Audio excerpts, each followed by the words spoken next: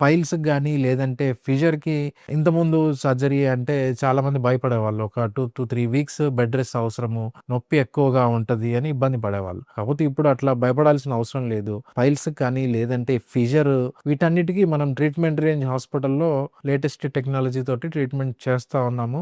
అది కూడా లేజర్ లేదంటే స్టాప్లర్ టెక్నిక్ అంటాం. సో, లేజర్ గానీ, స్టాప్లర్ ఈ 2 టెక్నిక్‌లో ఏంటంటే పెయిన్ అనేది వెరీ మినిమల్ అనమాట.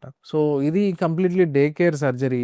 సో, మనకి ఈ ఫిషర్ గానీ, పైల్స్‌లో పేషెంట్‌కి లేజరా లేదంటే స్టాప్లరా అనేది మనము ఆ పేషెంట్‌కున్న స్టేజ్‌ని బట్టి లేదంటే వాళ్ళకున్న అవసరాన్ని బట్టి మనము ఒకసారి లేజర్ వాడుతా ఉంటాం. లేదంటే స్టాప్లర్ వాడుతా ఉంటాం. కొన్నిసార్లు కాంబినేషన్ లేజర్ అండ్ స్టాప్లర్ 2 కలిపి చేస్తా ఉంటాం. సో, లేజర్‌లో ఏం చేస్తామంటే మనం ఆ ఉబ్బిన రక్తనాళాన్ని అబ్లేషన్ అంటాం. సో, ఆ టిష్యూ అనేది మెల్లగా ష్రింక్ అయిపోతది. అదే స్టాప్లర్‌లో అనుకోండి, స్టాప్లర్ ఎప్పుడు వాడుతా ఉంటామంటే యూజువల్‌గా గ్రేడ్ 2 లేదంటే గ్రేడ్ 3 ప్రొలాప్స్డ్ పైల్స్ అంటాం. ఇవి ఉన్న వాళ్ళకి మనం లేజర్‌తో పాటు స్టాప్లర్ కూడా వాడతాం.